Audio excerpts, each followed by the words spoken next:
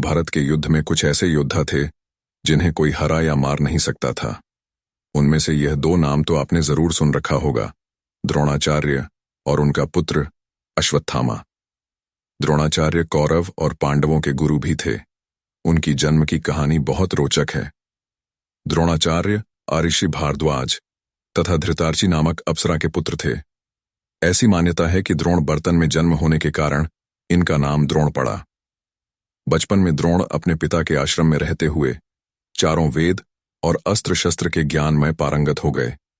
इनके साथ प्रशत नामक राजा के पुत्र द्रुपद भी विद्या ग्रहण कर रहे थे। तब दोनों में गहरी मित्रता हो गई थी। द्रोण ने आशी परशुराम से उनका अस्त्र शस्त्र दान में प्राप्त किया और उन्हें प्रसन्न कर उनके प्रयोग की विद्या भी हासिल कर ली। शिक्षा प्राप्त करने के बाद द्रोण का विवाह कृपाचार्य की बहन कृपि से हो गया। इन दोनों को भगवान शिव के वरदान से एक विलक्षण पुत्र अश्वत्थामा का जन्म हुआ। उस समय इनका जीवन बहुत ही अभाव में बीत रहा था। तब इन्होंने अपने मित्र, जो अब राजा बन गया था, द्रुपद से सहायता मांगी।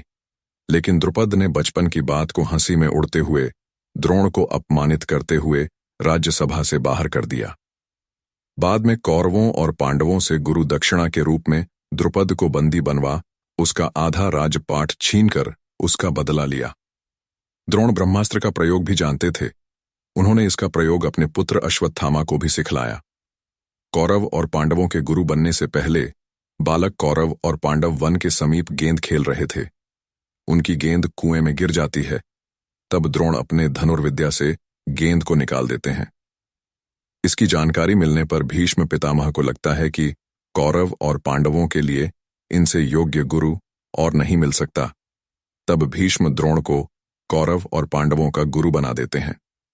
जब महाभारत का युद्ध शुरू हुआ तब द्रोण ने कौरवों की तरफ से युद्ध करने का निर्णय लिया।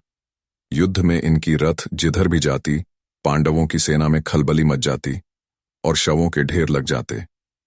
तब भगवान श्री कृष्ण ने सोचा, इन्हें बिना मारे युद्ध जीतना मुमकिन नहीं।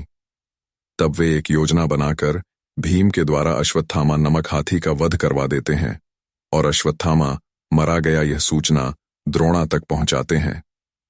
द्रोणा को विश्वास नहीं होता है कि उनका पुत्र अश्वत्थामा मारा जा सकता है। तब वे इसकी सत्यता जानने के लिए धर्मराज युधिष्ठिर से यह बात पूछते हैं। युधिष्ठिर जैसे ही बोलते हैं, अश्वत्थामा मारा गया, लेकिन नर नहीं। हाथी श्री कृष्ण जोर से अपना शंख बजा देते हैं, जिससे द्रोण को लगता है कि युधिष्ठिर ने उनके पुत्र की मृत्यु के बारे में ही बोला। तब वे शौक से व्याकुल हो अपने शस्त्र नीचे कर देते हैं। मौका पाकर द्रौपदी के भाई द्रुपद द्रोणाचार्य का सर धड़ से अलग कर देते हैं।